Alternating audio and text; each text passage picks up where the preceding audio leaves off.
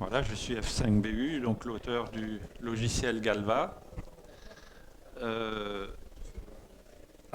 Galva, c'est Alors, peut-être avant de commencer, une question. Quels sont ceux qui n'ont jamais vu, entendu parler, utiliser Galva? D'accord, donc il y en a. Quels sont ceux qui utilisent un petit peu? Un petit peu. Et quels sont ceux qui ont déjà utilisé? Presque pas. Ok, donc on va démarrer. Voilà, donc c'est un interpréteur de commande. Moi, je crois que je vais rester assis.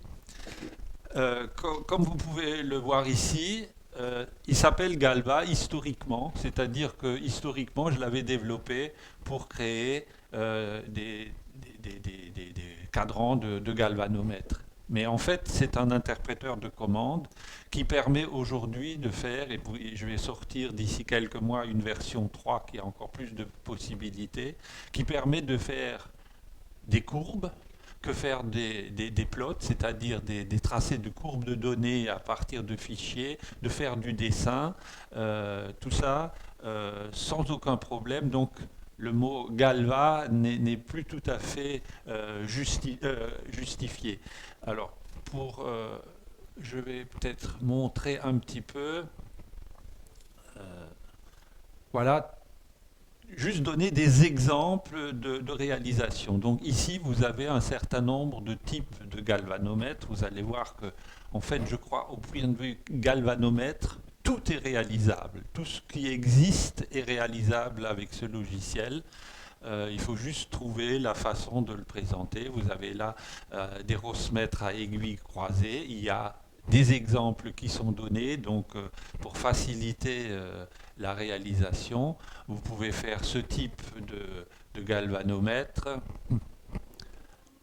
Et puis, dans la dernière version déjà, mais surtout dans la version 3 qui sortira d'ici quelques mois, eh bien, j'ai présenté avec un tutoriel spécialement pour faire les galvanomètres, je dirais, euh, là, j'avais montré des galvanomètres simples avec une ou deux échelles, d'accord.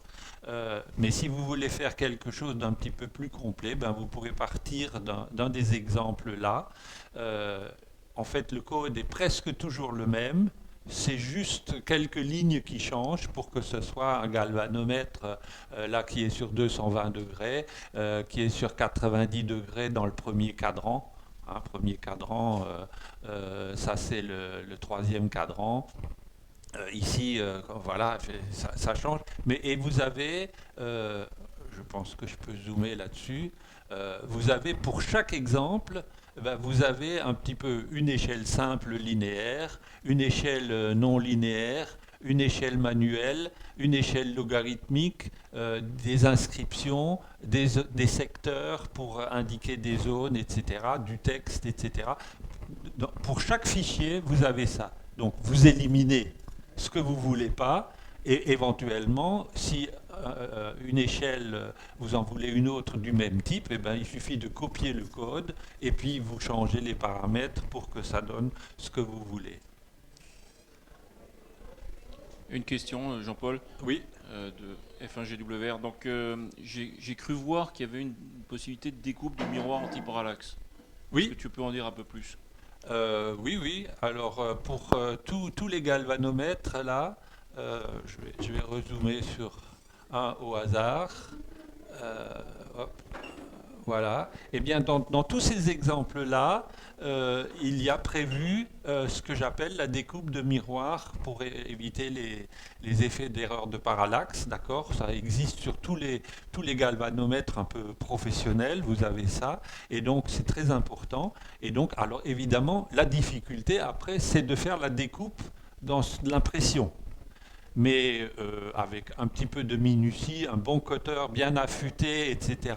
À la limite, vous pouvez prendre, il existe pour le dessin industriel des espèces de règles, ou alors vous pouvez prendre du câble électrique du 6 mm² ou du 10 mm² que vous courbez à la bonne valeur, et ensuite avec le cutter, vous suivez et euh, je pourrais vous montrer si vous voulez à la fin. Moi j'ai fait des trucs de HP, euh, c'est nickel, hein, on peut faire la découpe sans problème. Mais bien sûr, tout est réglable. Ça, c'est le gros avantage, c'est que tout est paramétré et qu'il suffit de changer la valeur de la largeur. Et alors voilà, on arrête pour les galvanomètres et puis je passe un petit peu au hasard parce que les exemples sont tellement nombreux qu'on ne peut pas tous les montrer. Voilà un petit peu des choses qu'on peut faire. On peut faire du dessin. euh, avec l'avantage, c'est qu'une fois que vous avez fait par exemple ici le dessin de la maison, et bien après, ben, on peut faire l'image miroir du dessin. On peut tourner l'image, on peut changer les couleurs, on peut, etc. Et c'est toujours exactement la même image, simplement qui est reproduite. Ça, c'est des formes géométriques pour montrer que ça existe. On peut faire des grillages, on peut faire des panneaux avant. Voilà. Dans la nouvelle version 3, bah, il y a la possibilité de mettre directement des cotes. Vous cliquez sur les deux points que vous voulez coter et puis la cote s'affiche facilement. Voilà, on peut faire des plans d'appartements, de choses comme ça, sans difficulté. On peut, bah, ça c'était un exemple fait par TK5EP. Voilà, on peut aussi s'en profiter pour imprimer des images si on en a envie. Faire des étiquettes, c'est un utilitaire, enfin un outil qui permet de faire des étiquettes de n'importe quelle dimension, commencer à n'importe quel numéro, la mettre dans n'importe quel sens, etc. Tout ça c'est paramétrable, on peut rajouter au fur et à mesure qu'on remplit la feuille. Voilà, on peut faire du log. C'est très facile de faire ça. Voilà une implantation de table. Moi, j'organise 2 fois par an des ventes de livres où il faut faire des implantations de tables. Donc, il y a un petit utilitaire qui dit que, par exemple, pour ici, ben, on donne les coordonnées de ce point-là. On dit je veux 3 tables de cette dimension-là, je veux 3 tables avec tel écart, etc. Tout ça, c'est paramétrable directement dans une commande, quoi. Le plan du salon ici a été entièrement fait avec Galva. Ça c'est pour anecdote, je fais des tickets pour la paroisse quand il y a des repas. Voilà, on peut mettre des numéros, on peut mettre, écrire ce qu'on veut. Ça c'est un truc un peu plus mathématique qui est rigolo. Ça c'est une feuille d'impression pour vérifier que les dimensions sont justes et puis avoir des angles. Donc on peut faire du tracé de courbe avec, quand on connaît l'équation de la courbe, hein, donc on peut faire des tracés simples, des tracés paramétriques. Vous voyez, on peut tracer des selfs. Il y a d'ailleurs une commande pour tracer directement des selfs. On peut tracer en pointillé, on peut tracer dans n'importe quelle couleur. Voilà encore des exemples. Dans la version 3, on pourra faire des impressions 3D, enfin des sorties 3D, c'est-à-dire que jusqu'à présent, vous ne pouviez pas faire d'axe incliné. Hein, ça, dans la version actuelle que vous utilisez, vous ne pouvez faire que vertical ou horizontal. Dans la version 3, eh bien, vous pouvez incliner les échelles dans n'importe quelle orientation que vous voulez. On peut d'ailleurs tourner l'ensemble de tout un dessin si vous avez fait un grand dessin, n'importe quoi, un plan ou n'importe. À la fin, il suffit de dire bah, maintenant je veux que ça tourne de 15 degrés et l'ensemble du dessin tourne de 15 degrés. Voilà encore des très grandes possibilités de tracer de données à partir de fichiers.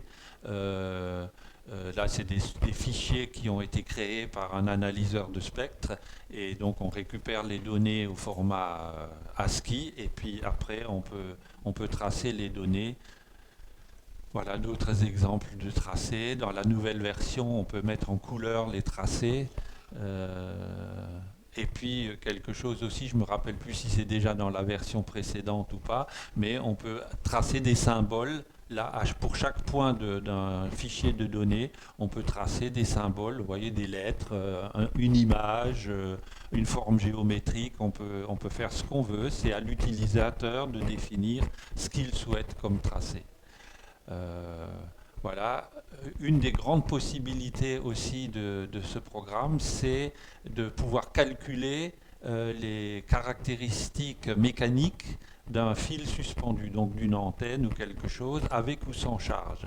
Et là, c'est un exemple qui montre plusieurs successions de câbles suspendus en équilibre, avec ici, pardon, c'est pas ça que je voulais faire, avec ici, ben, par exemple, vous avez la tension au point 1 ou la tension au point 2.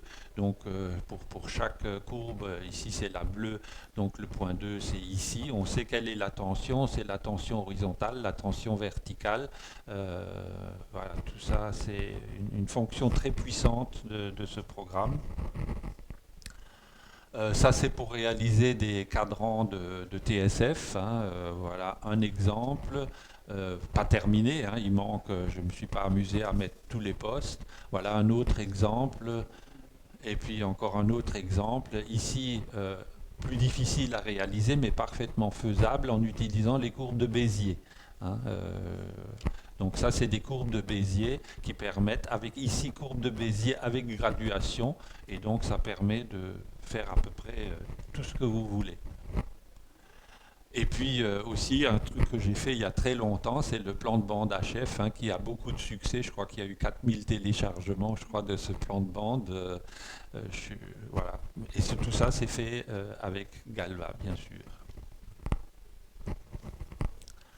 Voilà, je propose maintenant de faire un petit peu d'initiation et donc de passer au b.a.-ba. Dans Galva, voilà, donc vous avez sur la partie droite, vous avez ce que j'appelle le code, et sur la partie gauche, le dessin que ça réalise. Donc ici, tout ce qui est en vert, ce sont des commentaires, donc sont juste pour commenter. Cette commande, on la verra plus tard. Pour l'instant, on voit juste la commande trait 00 80 60. Alors déjà, pour que ce soit plus explicite, il suffit de mettre le curseur sur la ligne de la commande et d'appuyer sur la touche F2. Et à ce moment-là, vous avez un masque de saisie qui vous donne donc le 0, ben, ça la coordonnée en X, la coordonnée en Y, la coordonnée 1 en X et la coordonnée 1 en Y. Alors qu'est-ce que ça veut dire? Eh bien ça veut dire que je pars de 0, 0. Vous voyez ici en bas dans la fenêtre, vous avez les coordonnées de la souris. Au fur et à mesure que je me déplace, vous voyez, là j'arrive à 0, 0, d'accord? Donc je pars de 0, 0 et je vais à 80, 50, d'accord? Si vous avez des questions, vous n'hésitez pas, vous m'arrêtez. Hein. Voilà, donc là j'ai tracé un trait. C'est-à-dire que tout ce que vous faites dans Galva, il faut chaque fois donner les coordonnées du point dont vous partez, du point où vous allez, etc. Alors maintenant, par exemple, je veux changer la dimension de mon dessin à l'écran, et donc je vais changer le zoom. Donc je vais passer par exemple à 0.5 de zoom de façon à ce que ce soit plus petit, et mon trait, je ne voudrais pas qu'il parte en bas à gauche, mais qu'il parte d'un peu plus loin.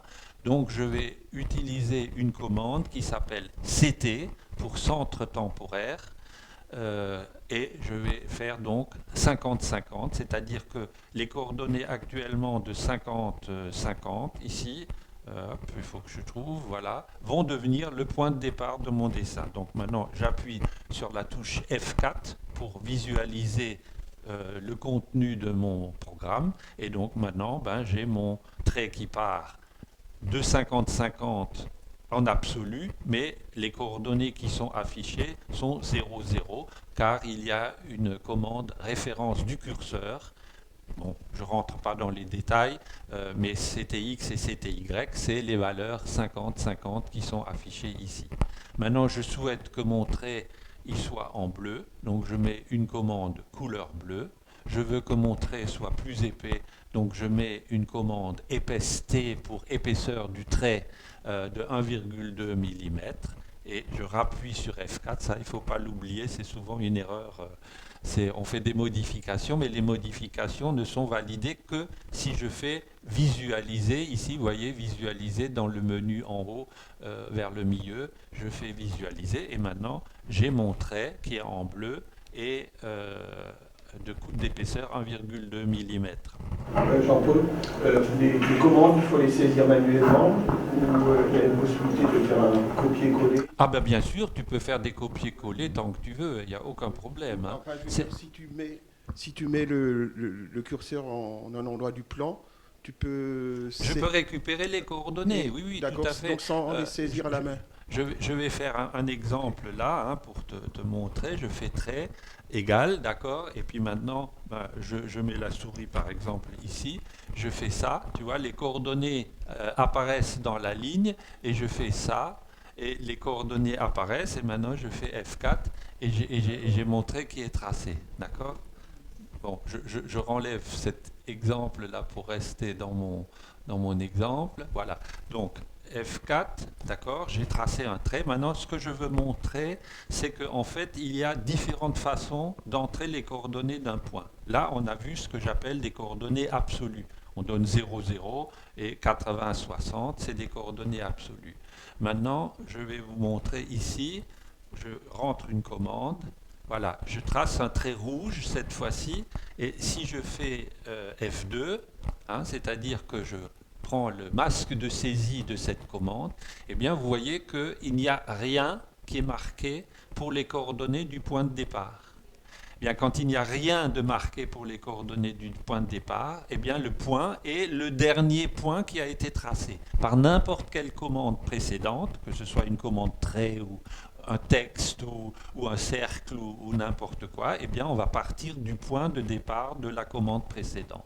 Donc ça permet déjà par exemple, de faire des choses qui se suivent sans difficulté. Après, on a 50 et 100, donc on va au point 50-100. Vous voyez en bas, ici, si je mets la souris ici, je suis au point 50-100. On est toujours en coordonnées absolues. Maintenant, je mets une autre commande, qui est celle-là. Voilà, cette fois-ci, vous voyez, j'ai %x et %y. Et ici, je mets 80 moins 40 et 60 plus 30. Ça veut dire que quand vous rentrez une valeur numérique, vous n'êtes pas obligé de la calculer. Si vous voulez que ça soit 60 plus 30, eh bien vous écrivez 60 plus 30. Si vous voulez que ce soit 60 au carré, vous mettez 60 au carré. Vous mettez l'expression que vous souhaitez. Si c'est une expression, vous pouvez mettre cosinus quelque chose, sinus quelque chose, ou n'importe quelle expression mathématique. Et pourquoi est-ce que %x et %y marchent? C'est parce que ici, vous voyez, j'ai une commande qui est point d'interrogation égale %x, %y. Cette commande a pour effet d'enregistrer la position du curseur dans les variables %x et %y. Si je mettais ici, par exemple, juste le point d'interrogation et que je fais F4, eh bien, ça me remplace mon point d'interrogation par égale 80,60. Ça veut dire que ça me met en commentaire la position du curseur au moment où je passe la commande. Donc c'est une autre possibilité. Une troisième possibilité aussi, c'est de mettre une commande liste var. Et cette fois-ci, eh bien, j'ai l'affichage des variables internes et des deux variables qui sont définies par l'utilisateur pour le moment, qui sont %x et %y avec les valeurs à côté. Donc quand j'ai un problème dans un programme, eh bien, je mets une commande liste var qui va me permettre de voir est-ce que les variables ont les valeurs que je pensais qu'elles devraient avoir ou est-ce que je me suis trompé. Voilà, on va enlever. Alors, je pense que vous avez compris que pour supprimer une commande, eh bien, il suffit de mettre une apostrophe devant et à ce moment, la ligne devient un commentaire. Voilà, on passe encore à un autre type. Voilà, je rentre une commande trait, je mets de nouveau le masque de ceci, on part du point 80-60 et cette fois-ci, je fais moins 30R et 40R. Qu'est-ce que ça veut dire? Ça veut dire que là, je mets des coordonnées relatives. J'ai la position d'un point ici, 80-60, et par rapport à ce point, je vais aller 30 mm vers la gauche et 40 mm vers le haut. D'accord? Et donc je fais F4. Vous Voilà, et cette fois-ci, j'ai un trait bleu, parce que c'est la couleur par défaut, qui vient sur le trait rouge qui avait déjà été tracé auparavant. Et puis, on fait encore une autre possibilité. Je repasse sur le masque de saisie. On part toujours du point pourcent X, pourcent Y, mais cette fois-ci, au lieu de donner des coordonnées cartésiennes, je donne ce qu'on appelle des coordonnées polaires, qu'on n'est pas obligé d'utiliser si on ne connaît pas. Mais cette fois-ci, je dis, je vais partir à 110 degrés. Donc vous avez ici l'affichage du cercle. 110 degrés, c'est à peu près par ici, d'accord? Et je veux que le trait ait 50 mm de long. Une question. Tu parlais de millimètres. Si on veut travailler dans une autre unité, par exemple en pied, est-ce qu'on peut ajouter une constante qui multiplie ou... Alors, à l'écran, ce sont des millimètres toujours. Si tu veux travailler en pouces, après tu peux utiliser un zoom de la valeur appropriée pour que ça te le dessine dans la dimension que tu veux. Ou alors tu peux faire un facteur, tu peux faire pourcent K égale 2,54 et puis partout tu multiplies par 2,54 pour avoir des pouces. Hein. Ouais. Alors, on fait F4 et cette fois-ci, vous voyez de nouveau un trait bleu qui apparaît. Et cette fois-ci, ce trait bleu, j'en profite, il est à 110 degrés et il fait 50 mm de long. Alors, une possibilité qui n'existe pas dans la version actuelle, mais que j'ai mise au point dans la version 3, c'est que si j'appuie, là je me mets ici, j'appuie sur la touche Alt, je clique sur la souris, vous voyez que maintenant ici en bas c'est devenu sur fond vert parce que tout simplement en fait maintenant la position de la souris qui est affichée en bas, c'est la position de la souris par rapport au point que j'ai défini tout à l'heure comme origine. Et vous voyez que eh bien, j'ai bien un angle de 111 degrés et 50 mm de long. Voilà. Ensuite, on peut tracer un cercle. Voilà, on trace un cercle. Donc, je n'ai pas mis de coordonnées pour le point du centre. Hein. Un cercle, on définit les coordonnées du centre et le rayon. Essentiellement, il y a d'autres paramètres qu'on peut mettre, mais c'est les principaux. Et donc, j'ai tracé un cercle de rayon 5 mm à l'endroit, enfin centré sur le dernier point qui a été tracé. Si je supprimais cette commande-là, par exemple, eh bien, vous voyez que le cercle est tracé sur le dernier trait, enfin à l'extrémité du dernier trait qui a été tracé. Voilà, on peut aussi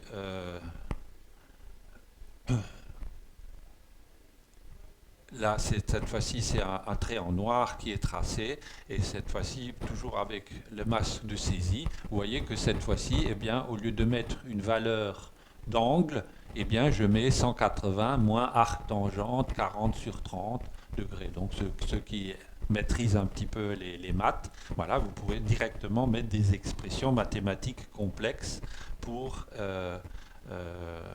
et en fait, c'est le trait vert qui est tracé là. Le trait vert qui est tout fin là sur on a malheureusement une résolution assez faible avec le vidéoprojecteur. Sur un écran normal, ça se voit très bien. Ensuite, on peut toujours continuer, faire un cercle vert voilà, au dernier endroit tracé. On peut tracer du texte, bien évidemment. Voilà, on peut tracer voilà, la valeur. Vous savez qu'on avait mis, dans les variables x et y, on avait mis la position de ce point-là. Eh bien, je peux afficher les valeurs de cette position par une commande qui n'est ici pas très visible parce que la résolution de l'écran n'est pas habituelle. Il faut que je change... taille caractère code, on va mettre 8. Voilà, comme ça permet de voir un peu plus de choses. Voilà, je peux pas tout décrire. Hein, et puis je crois que j'arrive à la limite de mon exposé, donc je laisse la place aux questions, n'hésitez pas.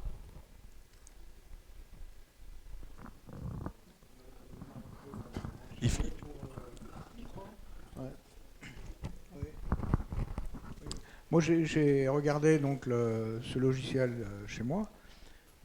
Bon, tout de suite, j'ai senti que c'était difficilement accessible. Et donc, j'ai fait le déplacement pour venir vous voir depuis ma Savoie natale. Vous voyez un peu? Il faut aller pas à pas, Pas à pas, oui. et lire. Je pense que c'est important de lire au moins le début du mode d'emploi, Ouais. parce qu'une erreur qui est souvent commise, c'est les gens démarrent le logiciel et pensent que voilà, hop, ils vont se débrouiller. Ouais, mais c'est un peu Ah, ce que j'ai fait, et puis après j'ai arrêté. Parce Voilà, que j'ai dit, et ça, là, ça c'est le meilleur moyen Ouais. de perdre du temps, de se dégoûter et de laisser tomber. Ouais. Il faut un minimum de compréhension de comment fonctionne le logiciel, comment on l'utilise, de façon à pouvoir prendre un exemple et à dire ah ben oui, c'est cette commande-là qu'il faut que je regarde. Vous ouvrez le masque de saisie, vous regardez, vous savez que pour chaque paramètre, on va remettre un exemple. Tout à l'heure, pour tracer un cercle, j'ai donné le centre et le rayon, mais vous voyez qu'il y a plein d'autres paramètres qui sont possibles, et donc vous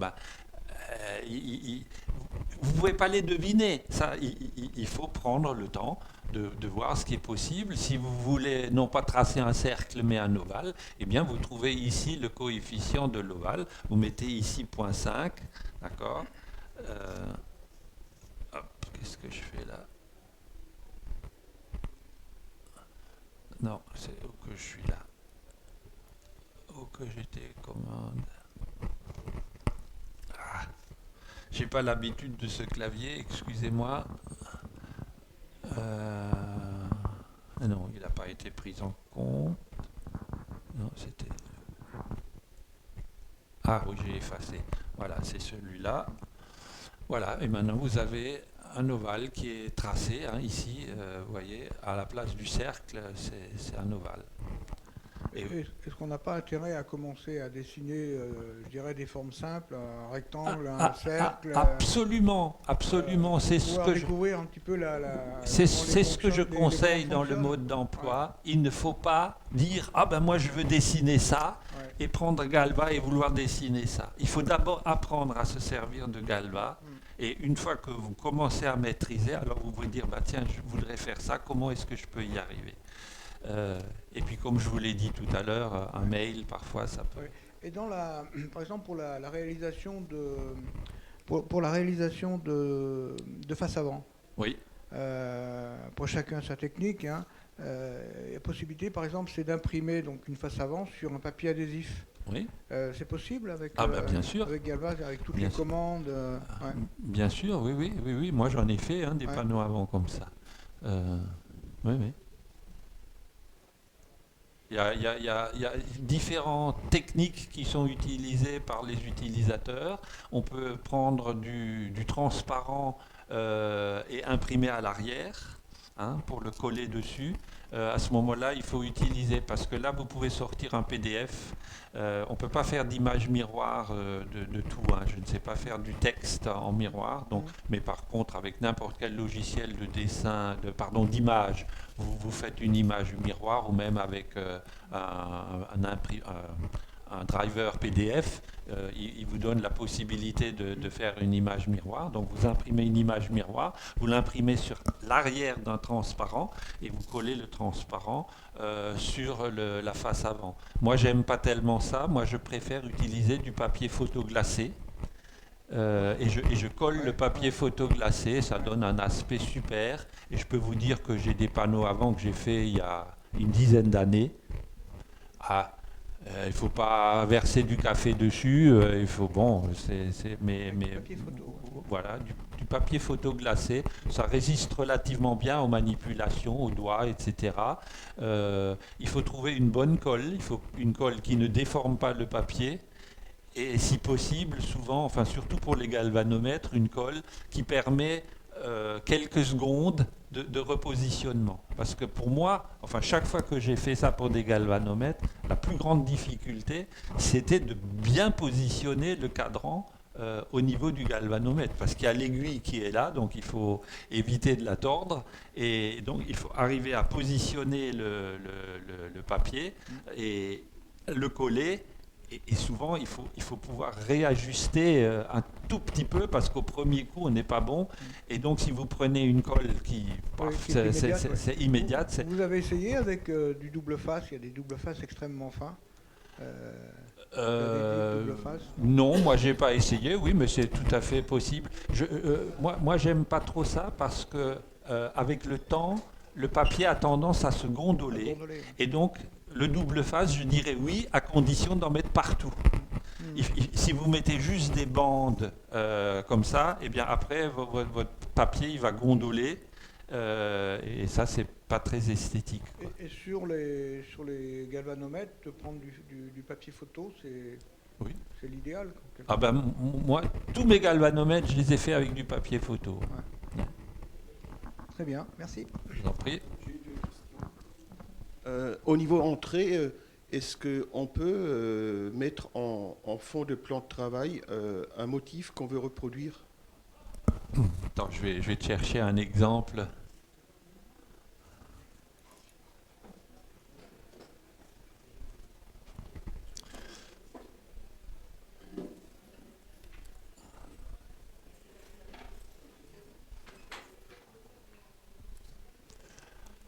Voilà ce que tu demandais. Ok. Tu vois que ici, attends, je vais m'arrêter. Je vais m'arrêter après l'image. Tout est écrit tellement grand là-dessus. J'ai pas l'habitude. Taille, caractère, code 8.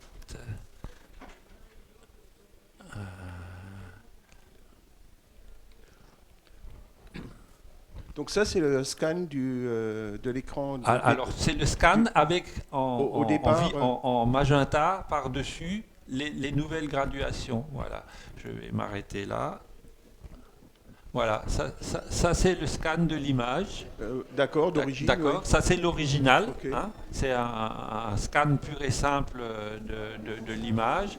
Et donc, par-dessus, eh bien, d'abord, il y a les deux traits là qui permettent de définir la déviation des aiguilles. Et puis ensuite, eh bien, là c'était donc c'est un HP 431. Hein. D'accord. Donc Oui. je pense que tout le monde sait que c'est des graduations qui sont faites à la main. Il y a pas de graduations qui sont linéaires ou quelque chose. On ne peut pas trouver d'équations qui les définissent. Donc il faut tracer graduation par graduation. Et là aussi, il y a une technique. On n'a pas besoin de faire une commande par graduation, mais on met juste la valeur. Je vais trouver dans le code où c'est. Voilà, vous voyez, on donne à une variable toutes les valeurs qu'il faut et on ajuste au fur et à mesure. Où c'est qu'on était là, je ne sais pas.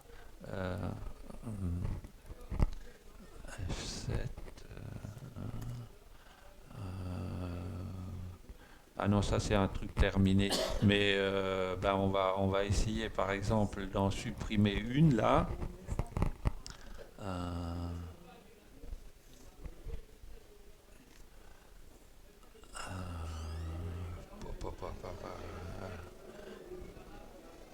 Bon, je vais pas continuer parce que je pense qu'il faut que je laisse la place. Tu as répondu à la question. Je pense que tu as compris. Oui, voilà, oui, donc oui. là, il faut soit en utilisant les informations ici, tu peux essayer de rentrer des valeurs numériques. Oui. Soit tu fais un double clic pour avoir, enfin, et puis après tu ajustes un petit peu parce que à oui. mieux que le dixième, c'est Oui, parfois un peu difficile, mais on arrive vraiment à une précision extraordinaire. Oui, une deuxième question concernant la sortie. Quels sont les formats de fichiers que... Alors, imprimante ou PDF. D'accord.